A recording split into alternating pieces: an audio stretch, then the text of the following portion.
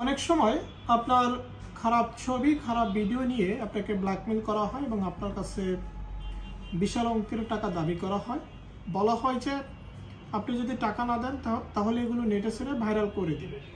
আপনাকে প্রচণ্ড ভয় দেখানো হয়, আপনি ভয় পান। দেখেন, এই ক্ষেত্রে আপনি কি করতে পারেন? এই ক্ষেত্রে আপনি আইনগত পদক্ষেপ হিসেবে তার নামে মামলা করতে পারেন এবং মামলা যদি আপনি প্রমাণ করতে পারেন যে আপনাকে সে ভয়ভীতি দেখিয়েছে, আপনাকে সে আপনার খারাপ ভিডিও ছবি এগুলো নেটে ছাড়ার হুমকি দিয়েছে এবং আপনার কাছ থেকে টাকা চেয়েছে, তখন আপনি পর্নোগ্রাফি নিয়ন্ত্রণ আইন রয়েছে, এই আইনের অধীনে মামলা করতে পারবেন। এবং মামলায় যদি আপনি প্রমাণ করতে পারেন যে এটা আপনার সাথে সে করেছে, প্রমাণ হয়, তাহলে কিন্তু তার 5 বছরের জেল হবে।